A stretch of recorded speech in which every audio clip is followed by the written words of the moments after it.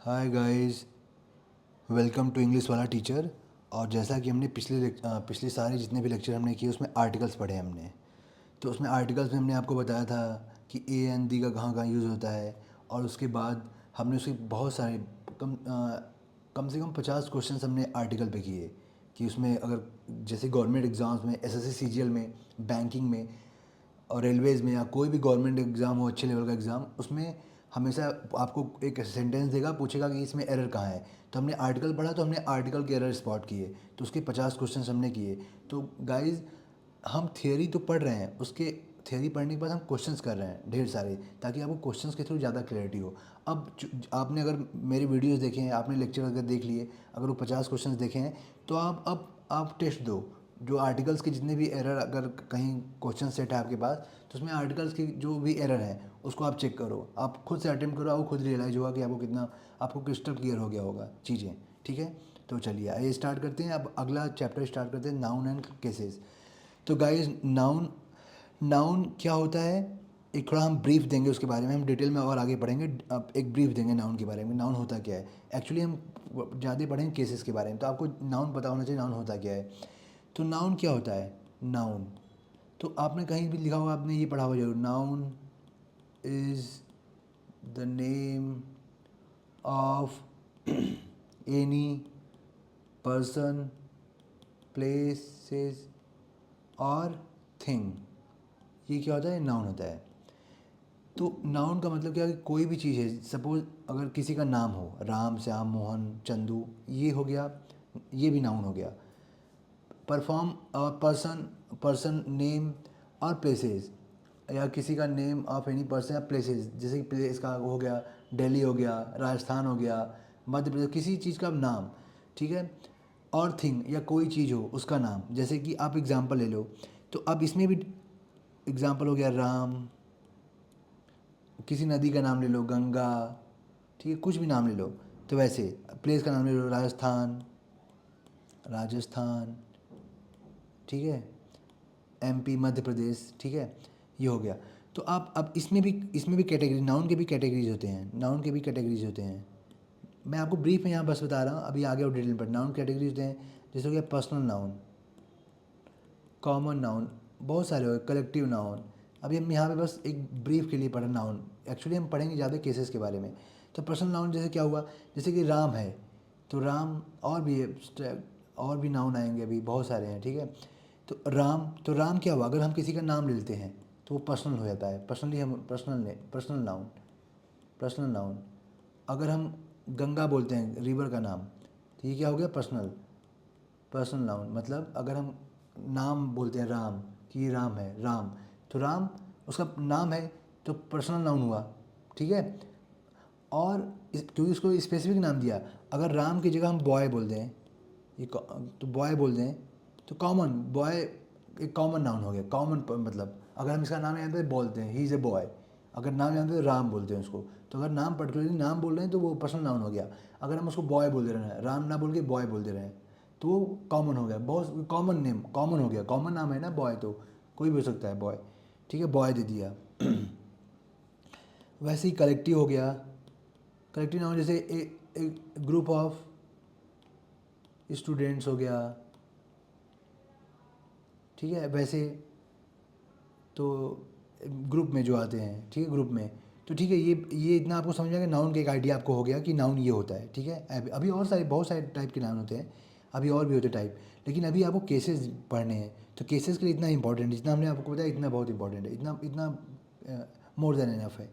अब केसेस क्या होते हैं, केसेस केसेस क्या होते हैं। अब जैसे कि जो द रिलेशन इन विच, मैं अभी द रिलेशन अभी समझाता हूँ, in which a noun stands to some other word, ठीक है, ठीक है। जैसे कि अब कोई कोई है, जैसे कोई केस लेते हैं, कि जैसे लेते हैं अ रुपीज़ वैल्यू, ये बताओ 1 रुपए की वैल्यू, 1 रुपए की वैल्यू, ये लिख लो, या ये लिख दो शेक्सपियर्स प्ले, लिख लो शेक्सपियर्स,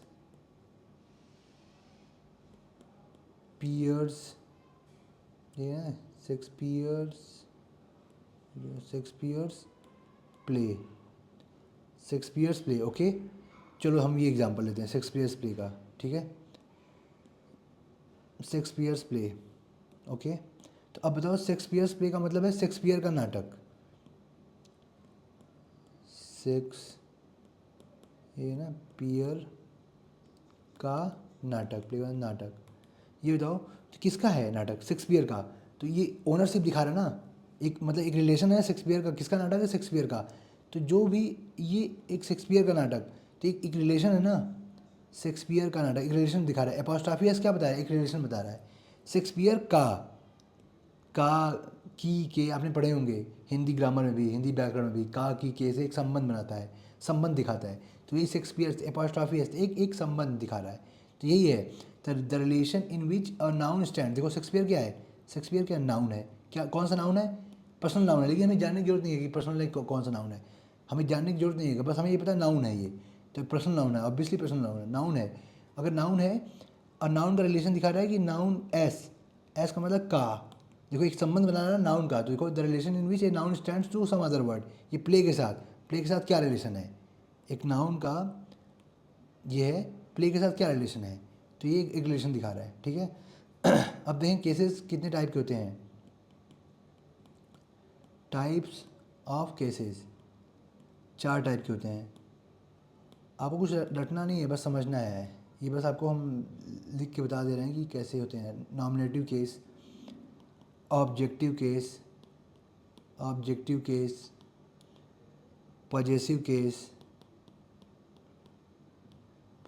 केस, और चौथा है वोकेटिव केस। अब ये बताओ नॉमिनेटिव केस का मतलब भी होता है, नॉमिनेटिव केस बोल दो, नॉमिनेटिव बोलो या सब्जेक्टिव बोल दो, सब्जेक्टिव। नॉमिनेटिव सब्जेक्ट आपने पढ़ा होगा ना, सब्जेक्ट वर्ब। जैसे सपोज करो एग्जांपल लेते हैं, राम लव्स सीता। राम क्या है? राम सब्जेक्ट है। लव क्या है? वर्ब है, करना, प्यार करना। और सीता क्या है? ऑब्जेक्ट है। यहाँ पे ये होता है ना सब्जेक्ट वर्ब और ऑब्जेक्ट। तो जो सब्जेक्ट हुआ वो हो गया सब्जेक्टिव या नॉमिनेटिव, सब्जेक्टिव केस और नॉमिनेटिव केस, ठीक है। और जो ऑब्जेक्ट हुआ क्या हुआ? ऑब्जेक्टिव केस, ठीक है, सब्जेक्टिव ऑब्जेक्टिव केस। तो देखो नाउन के रेफरेंस में अगर हम नाउन पढ़ते हैं तो सब्जेक्टिव केस और नॉमिनेटिव को बहुत सी सिंपल, इनके रेफरेंस में अगर हम देखते हैं कि सब्जेक्टिव या नॉमिनेटिव केस और ऑब्जेक्टिव केस, तो नाउन अगर हम नाउन पढ़ें, नाउन के रेफरेंस में बहुत सिंपल है कि जो subject works as a subject, तो ये it would be a subjective या नॉमिनेटिव केस। यहाँ पे सीधा object would be working as objective case. तो बहुत सिंपल है, तो इसमें ज़्यादा कोई वो नहीं है नाउन के केस में। बट अगर प्रोनाउन पढ़ेंगे तो थोड़ा सा उसमें चेंजेस हैं। यहाँ पे नाउन के लिए बिल्कुल सिंपल है, क्योंकि जो सब्जेक्ट है वो it would work as a subjective case या नॉमिनेटिव केस, और जो ऑब्जेक्ट है it would work as a objective case, ठीक है। अब जैसे मान लो सपोज और एग्जाम्पल लेते हैं, इसको उल्टा कर लो, सीता लव्स राम। देखो तो यहाँ भी ये हो गया सब्जेक्टिव या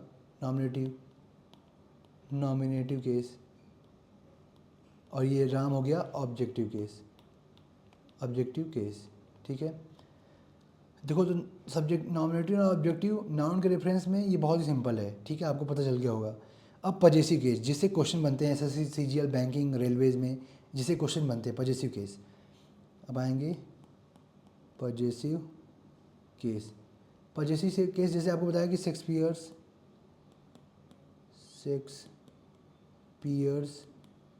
प्ले। ये बताओ तो जो पजेसिव केस है वो ओनरशिप डिनोट करता है। क्या डिनोट करता है? ओनरशिप, मतलब एक स्वामित्व। देखो शेक्सपियर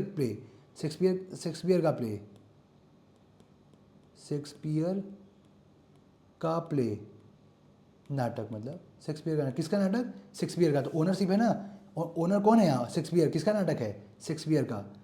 किसका नाटक है? शेक्सपियर्स, ऐसे एस एपोस्ट्रॉफी। तो जो एपोस्ट्रॉफी एस है शेक्सपियर का, किसका नाटक है? शेक्सपियर का। तो ये क्या दिखा रहा है? ओनरशिप दिखा रहा है। तो पॉजेसिव केस उसी को बोलते हैं, ठीक है। समझ में आया? ओके, ये समझ में आ गया। शेक्सपियर का मतलब एक ओनरशिप दिखाता था। जो एपोस्ट्रॉफी एस है, एपोस्ट्रॉफी जो एस है, ये क्या दिखाता है? एक रिलेशन बनाता है, एक ओनरशिप दिखाता है, ठीक है। रिलेशन बना रहा है, एस आपको बताया था रिलेशन बना रहा है। और शेक्सपियर का नाटक, किसका नाटक? शेक्सपियर का। तो दिखा रहा है ना एस, यहाँ पे एस क्या बना रहा है? एक ओनरशिप का डिनोट कर रहा है, एक रिलेशन बना रहा है। प्ले के साथ एक रिलेशन भी बना रहा है और एक ओनरशिप भी दिखा रहा है, ठीक है। तो ये हो गया। अब सपोज करो एक हम और एग्जांपल लेते हैं। सपोज अब देखना है, देखो। तो ओनरशिप दिखाने के लिए हम दो तरीके से, अगर हम पॉजेसिव केस बता रहे हैं तो पॉजेसिव केस में हम पॉजेसिव केस दो तरीके से कर सकते हैं, यूजिंग एपोस्ट्रॉफी एस और ऑफ। पॉजेसिव केस हम कैसे कर सकते हैं? दो तरीके से, एक तो एपोस्ट्रॉफी एस के थ्रू और दूसरा कैसे करते हैं? ऑफ के थ्रू। कैसे? सपोज करो, ठीक है। देखो शेक्सपियर्स दिखा दिया एक तो ये हो गया example, Shakespeare's play, Shakespeare's play. देखो एक तो एपोस्ट्रॉफी एस से दिखा दिया हम, पॉजेसिव केस से दिखा सकते हैं। एक दूसरा दिखा सकते हैं ऑफ से, एक दूसरा ऑफ से कैसे दिखा सकते हैं? देखो सपोज करो एक ऑफ से दिखा सकते हैं, जैसे हो गया the legs of a table. देखो यहाँ पे ऑफ से दिखाया। तो हम पॉजेसिव केस को दो तरीके से दिखा सकते हैं, पॉजेसिव केस को दो तरीके से डिनोट करते हैं। एक एपोस्ट्रॉफी एस यूज़ करके, जैसे शेक्सपियर्स प्ले हो गया, और एक हो गया ऑफ से, तो the legs of a table. अब ये क्वेश्चन अब कैसे पूछेगा एग्जाम में? कैसे पूछेगा? जो एसएससी सीजीएल में, बैंकिंग में, रेलवेज में, जो भी गवर्नमेंट एग्जाम्स है उसमें क्या, तो उसने पूछेगा कि आपको एपोस्ट्रॉफी एस भी देगा, ऑफ देगा, दोनों से सेंटेंस बना के देगा। तो उसने पूछेगा कि अब आपको जानना होगा कि कब हम एपोस्ट्रॉफी एस लगाते हैं और कब ऑफ लगाते हैं। ये इंपॉर्टेंट है, व्हेन टू यूज़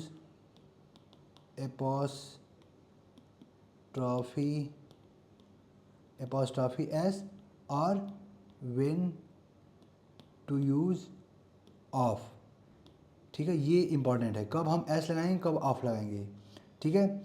तो जब भी नॉन लिविंग या निर्जीव, जब भी निर्जीव होगा चीज़ें तो उसमें हम लगाएंगे ऑफ, ठीक है। और जब भी लिविंग होगा, लिविंग थिंग होगा, लिविंग थिंग का मतलब है सजीव, जब भी होगा सजीव, अगर सजीव होगा तो क्या लगाएंगे? एपोस्ट्रॉफी एस, ठीक है। अब कैसे? देखो अब एक लिविंग का एग्जांपल देते हैं, ठीक है। ये आप देख लो, ठीक है, ये आपको समझ में आ गया होगा। तो लिविंग का एक एग्जांपल देते हैं, लिविंग थिंग्स का।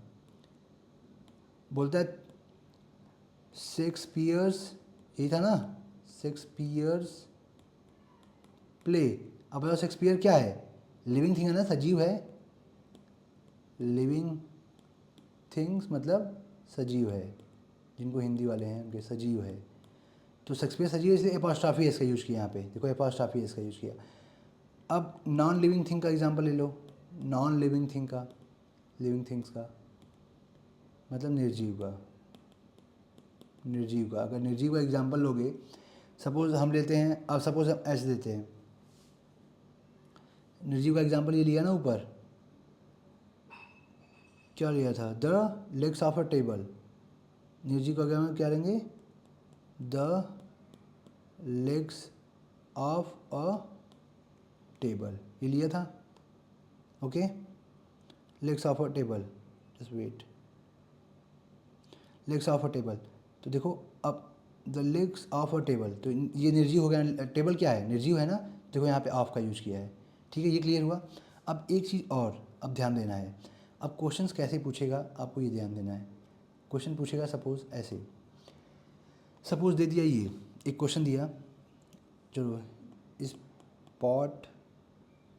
स्पॉटिंग द एरर, चलो स्पॉटिंग द एरर, हम एरर को स्पॉट करते हैं कि इस सेंटेंस में एरर क्या है। आपको पता चल गया कि अपॉस्ट्रॉफी एस जब सजीव के लिए यूज़ करेंगे, लिविंग थिंग्स के लिए तो अपॉस्ट्रॉफी एस का यूज़ करेंगे, नॉन लिविंग थिंग होगा तो उसके लिए ऑफ यूज़ करेंगे। अब इसका प्रैक्टिकल में यूज़ कैसे, एग्जाम में कैसे पूछेगा सपोज एक दे दिया है question, A tables apostrophe S, tables leg were broken by my angry brother. ठीक है, अब दे दिया इसमें किस पार्ट में एरर है, इस पार्ट में एरर है, इस पार्ट में एरर है पूरे, या इस पार्ट में एरर है, इस पार्ट में पूरे एरर है, कहाँ पे एरर है। अब ये बताओ, आपको हमने, अगर आपने थोड़ा सा भी ध्यान दिया होगा तो हमने बताया कि जो लिविंग थिंग्स के लिए एपोस्ट्राफी, जो सजीव चीज़ें उनके लिए एपोस्ट्राफी एस का यूज होता है, और नॉन लिविंग थिंग के लिए ऑफ। तो ये बताओ टेबल क्या है, ए टेबल्स बोल रहा है, यहाँ पे एपोस्ट्राफी एस दिया है। अब देखना टेबल क्या है, निर्जीव है, नॉन लिविंग थिंग है, तो ये गलत हो गया ना, तो एरर तुरंत आप स्पॉट करोगे यहाँ पे एरर है। तो इसका सही सही क्या होगा, इसका सही क्या होगा, इसका अगर करेक्ट करेंगे इसको तो क्या होगा, किससे बनेगा, ऑफ से बनेगा। अगर निर्जीव होगा तो ऑफ से ऑफ लगाते हैं, अगर सजीव होगा तो एपोस्ट्रॉफी एस लगाते हैं, लिविंग थिंग्स होगा तो एपोस्ट्रॉफी एस लगाएंगे, नॉन लिविंग थिंग होगा तो ऑफ लगाएंगे। तो ये नॉन लिविंग थिंग है ना, निर्जीव है, तो क्या होगा इसका, ये निर्जीव है ना टेबल, टेबल क्या है, नॉन लिविंग थिंग है। ठीक है, निर्जीव मतलब निर्जीव है, जब निर्जीव होगा क्या लगेगा, देन वी मस्ट यूज़ क्या लगाएंगे, ऑफ। तो सेंटेंस क्या बनेगा, आपको बस एरर स्पॉट करना, आप बता दो इसमें एरर है, आपका आंसर हो गया। कि हम आपको लिख के बता रहे हैं क्या होता है, क्या होगा। तो लिखेंगे द लेग्स, ऑफ लगाएंगे ना, the legs of a table.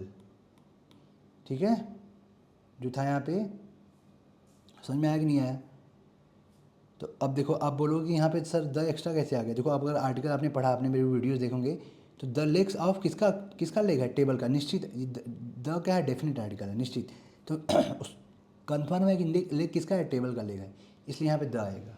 समझ, अगर आर्टिकल के आपने वीडियोज़ देखे हैं तो, कि निश्चित बता, ये लेग पता है, कन्फर्म है टेबल का लेग है, इसलिए हम डेफिनेट आर्टिकल लगा रहे हैं।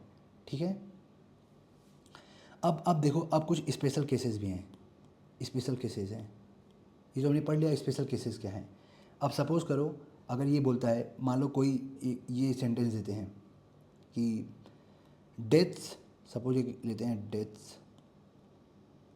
Deaths IC hand. ठीक है, डेथ्स आईसी हैंड, इसका मतलब क्या होता है, डेथ्स आईसी हैंड का मतलब है, ये मेटाफोरिकल एक्सप्रेशन है। क्या है, मेटाफोरिकल एक्सप्रेशन है ये। ठीक है, क्या कहता है, मतलब मेटाफोरिकल का मतलब है कि जो लिटरल इसका मीनिंग है वो डिफरेंट, जो है उसके एक्चुअल मीनिंग से डिफरेंट है, मेटाफोरिक है, फिलोसफिकल है, मतलब उसमें क्या मीनिंग बनता है। इसका मतलब होता है कि, इसका मीनिंग क्या होता है, मीनिंग होता है इसका, the chilling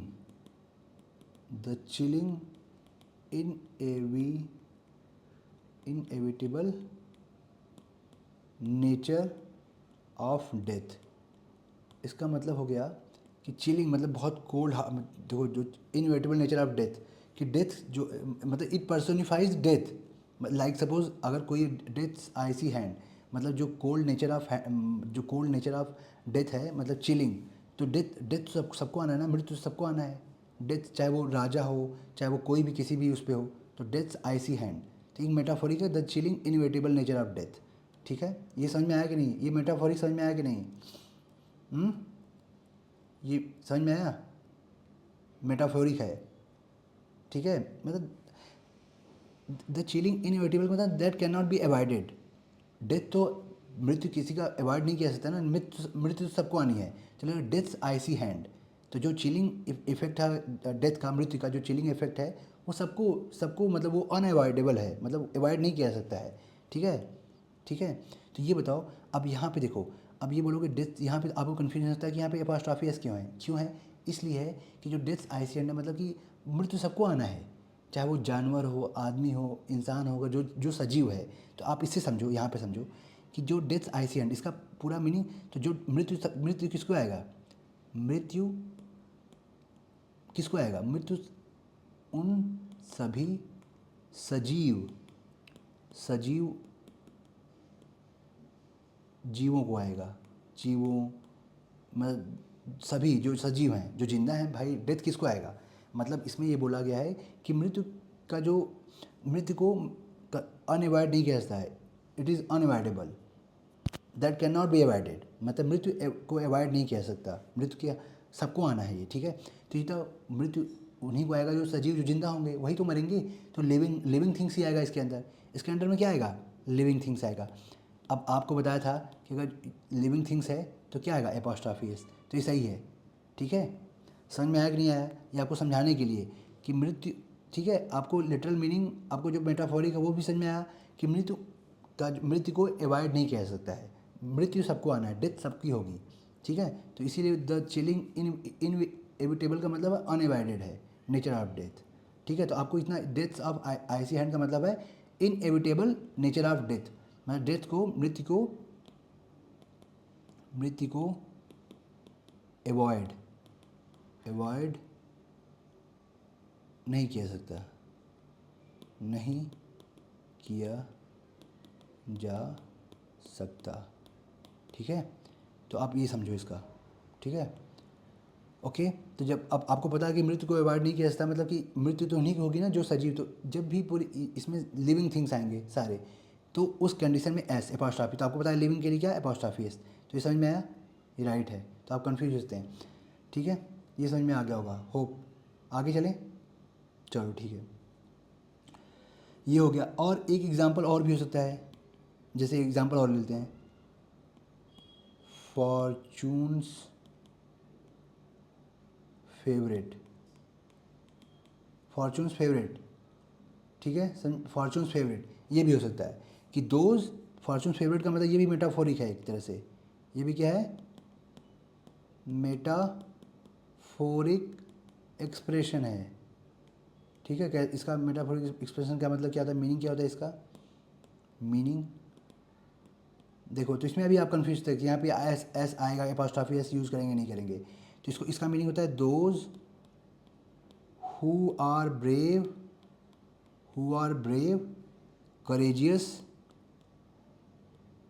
courageous and willing to take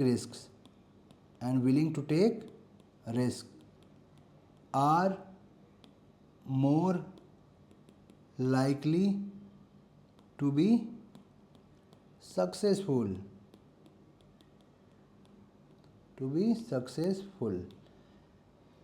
ठीक है। मतलब सक्सेसफुल मतलब एक्सपीरियंस गुड फॉर्चून, तो इसका मतलब होता है, इसका मतलब है फॉर्चून्स ऑफ फेवरेट, मतलब कि दोज हु आर ब्रेव, जो बहादुर होते हैं, साहसी होते हैं, एंड विलिंग टू टेक, जो रिस्क लेते हैं, वो उनको are like more likely to be successful, वो ज़्यादा सफल होते हैं, मतलब बहुत ज़्यादा चांस होते हैं सफल होने, उनके सफल होने के चांसेस बहुत ज़्यादा होते हैं, कि जो बहुत बहादुर और साहसी होते हैं और जो रिस्क लेना जानते हैं, उनके उनकी सफलता प्राप्त करने के चांसेस बहुत ज़्यादा होते हैं, ठीक है।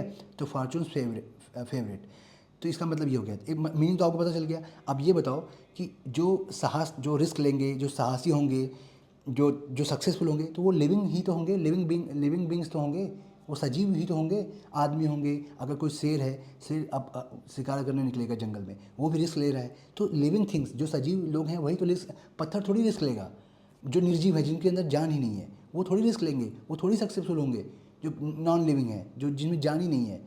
तो जो रिस्क लेगा वो आगे बढ़ेगा, वो सफल होगा, उसकी सफलता होने के चांसेस ज़्यादा होंगे। तो वो कौन लेगा? सजीव चीज़ें ही कर पाएंगे ना, सजीव मतलब लिविंग थिंग्स ही, ये सब क्या कौन कर पाएगा? Living thing. तो भाग्यशाली कौन होगा? भाग्य किसका साथ देगा? भाग्य उन्हीं के साथ जो लिविंग होंगे, जो लिविंग बींग्स होंगे, उन्हीं का तो भाग्य होता है, जो लिविंग बींग होंगे, ठीक है, जो काम करेंगे, जो हार्ड वर्क करेंगे।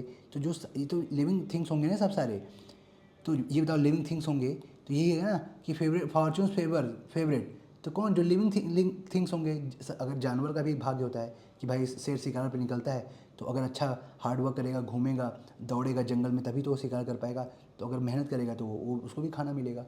तो तो ये जो भी भाग्य साथ देगा उसी का देगा।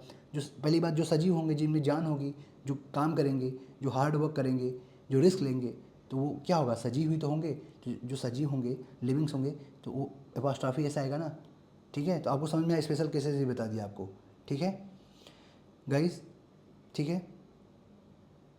तो आगे और आगे, अब आगे बढ़ते हैं। ठीक है, ये आपको आ गया। अब आगे आते हैं, अब कुछ ऐसे वर्ड होते हैं जो टाइम इंडिकेटर होते हैं। टाइम इंडिकेटर मतलब समय बताने वाले, समय बताने वाले शब्दों के साथ भी, समय बताने वाले शब्दों के साथ, जैसे मान लो ले लिया हमने, एक ले लिया अ मोमेंट्स डिले। एग्जाम्पल क्या होगा? अ मोमेंट्स डिले, अ मोमेंट्स डिले। दूसरा हो गया example a weeks leave, a weeks leave. ये देखो, ए मोमेंट समय बता रहा है ना, ए मोमेंट्स डिले, एक क्षण का, एक क्षण का देरी। तो क्षण क्या, मोमेंट, ऐसे ही जो समय बताने वाले भी होंगे उसमें भी एपॉस्ट्रॉफी ऐसा आएगा। ठीक है, उसमें भी क्या आएगा? एपॉस्ट्रॉफी ऐसा आएगा। ठीक है, ऐसे ही ले लेंगे वजन बताने वाले शब्द, वजन बताने वाले शब्द, जैसे कि मान लो वजन बताने वाले शब्द, वजन बताने वाले शब्द ले लेंगे। वजन बताने वाले शब्द क्या होंगे? जैसे हो गया अ टन, आपको पता है टन में वेट करते हैं, अ टन्स वेट, एक टन का वेट। अ ग्राम्स वेट, एक ग्राम का वेट, भार, एक ग्राम का भार, एक ग्राम से वेट। देखो तो यहाँ पे भी एपॉस्ट्रॉफी ऐसा आएगा। ठीक है, यहाँ पे भी एपॉस्ट्रॉफी ऐसा आएगा। तो वजन बताने शब्दों में भी आएगा। ठीक है, अ टन्स वेट, एक टन का वेट, एक ग्राम, एक अ ग्राम्स वेट, एक ग्राम का वेट। ठीक है, अब मनी, मनी मनी की जैसे कि मनी का जो हो, मनी की इकाइयों के साथ भी आएगा। मनी की इकाइयों के साथ, इकाइयों के साथ सपोज ले लो, जैसे अ रुपीज़ वैल्यू, अ रुपीज़ वैल्यू, अ रुपीज़ वैल्यू ले लिया। अ पाउंड्स, अ पाउंड्स वर्थ। ठीक है, तो कहीं पाउंड चलता है, कहीं रुपी, इंडिया में रुपी चलता है, कहीं पाउंड चलता है। तो इसके लिए भी अपॉस्ट्रॉफी, मनी के, इसके लिए यूनिट के लिए भी ऐसे आएगा। अरे मनी की यूनिट कभी इंडिया में रुपी हो, कहीं पाउंड चलता है, कहीं डॉलर चलता है, तो ऐसे। तो इन सब के भी यूज़ करने के लिए अपॉस्ट्रॉफी इसका यूज होगा। ठीक है, अब आगे बढ़ते हैं। अब सपोज स्पेस बताने वाले शब्द हो, जैसे स्पेस बताने वाले शब्द हो, क्वेश्चन करेंगे। अभी हम ये थियरी देख रहे हैं, आप इसको ध्यान से समझो। उसके बाद जब हम क्वेश्चंस करेंगे तो क्लियरिटी और आएगी। अभी तो हम थियरी पढ़ रहे हैं, उसके बाद हम जब क्वेश्चन करेंगे, अभी उसमें कम से कम 40 से 50 क्वेश्चन फिर करेंगे हम। जो आए हुए क्वेश्चंस हैं, एक अच्छे लेवल का क्वेश्चन करेंगे, ऐसा नहीं कि सिंपल कर लिए क्वेश्चन। स्पेस बताने वाले शब्दों में, शब्दों के पहले, शब्दों के पहले जो नाउन आता है, जो प्रयुक्त नाउन होता है, प्रयुक्त नाउन के पहले भी हम के साथ भी करते हैं। ठीक है, जैसे ले लिया अ नीडल्स पॉइंट, अ नीडल्स पॉइंट। अरे यार ये बताओ, नीडल तो नाउन है ना, अ नीडल्स पॉइंट, अ नीडल्स पॉइंट। ठीक है, तो ये पॉइंट, पॉइंट भी ना, तो उसके पहले भी देखो, पॉइंट भी नाउन हो गया, नीडल भी, सुई भी है उसका नाम, सुई, पॉइंट बिंदु, तो उसके पहले जो आएगा ये नाउन, उस ये इसके पहले, पॉइंट से पहले जो, तो यहाँ भी अपॉस्ट्रॉफी इसका यूज़ होगा। ठीक है, इरेजर्स एज, अ नीडल्स पॉइंट, अ बोट्स लेंथ, अ बोट्स लेंथ, लेंथ हो गया। तो यहाँ देखो बोट्स के साथ भी ऐसा होगा। ठीक है, तो तो जो स्पेस, तो स्पेस क्या बता रहा है? देखो यहाँ स्पेस, पॉइंट क्या बता रहा है? एक स्पेस बता रहा है ना, पॉइंट स्पेस ही तो है, लेंथ स्पेस भी तो बता रहा है। लेंथ मतलब लंबाई बता रहा है, तो स्पेस लंबाई का मतलब क्या हुआ? एक मतलब लंबाई बता रहा है, स्पेस है, पॉइंट भी एक स्पेस है। देखो ये पॉइंट लगा, स्पेस, लेंथ ये भी स्पेस है। तो स्पेस बताने वाले पहले के पहले जो आएगा नाउन, उसमें हम एस, एपॉस्ट्रॉफी एस लगाएंगे। ठीक है, ठीक है, समझ में आया कि नहीं आया? कि जो स्पेस बता रहा है, जैसे पॉइंट एक स्पेस है, लेंथ भी एक स्पेस है ना, इस स्थान देखो, लेंथ ये लंबाई हो गया, लेंथ भी स्पेस है, पॉइंट भी स्पेस है। तो उसके पहले जो आएगा नाउन, उसके उसमें हम अपॉस्ट्रॉफी एस का यूज़ करेंगे। ठीक है, तो गाइज़ आज के लिए इतना ही, और आगे वाले वीडियोस में हम इसके आगे करेंगे। ठीक है, तो गाइज़ चैनल को लाइक और सब्सक्राइब करना मत भूलिए। और जो भी आपके फ्रेंड्स हैं जो तैयारी कर रहे हैं, एसएससी सीजीएल की, बैंकिंग की, रेलवेज़ की, और कोई भी गवर्नमेंट एग्ज़ाम पे एक अच्छे लेवल का इंग्लिश का जो हमने ये कोर्स स्टार्ट किया है, आप स्टार्टिंग से फॉलो करिए और यहाँ पे क्वेश्चन करिए, जो हम क्वेश्चन करा रहे हैं, थ्योरी पढ़ा रहे हैं, फिर क्वेश्चन करा रहे हैं, यहाँ क्वेश्चन करने के बाद जाके अपने और दूसरे क्वेश्चन सेट से भी अटेम्प्ट करिए, फिर देखिए आपको क्लैरिटी कितना क्रिस्टल क्लियर आपका होगा, जो हमने पढ़ाया है उससे आपको कितना आपको लगेगा कि क्रिस्टल क्लियर कॉन्सेप्ट है। ठीक है, इवन एग्जाम में आए हुए क्वेश्चन को भी आप ट्राई कर सकते हैं। जैसे हमने आर्टिकल पढ़ा लिया तो आप आर्टिकल पे जितने भी एरर आए हैं आप उसको सॉल्व करिए। ठीक है, चलिए आज के लिए इतना ही। Thank you.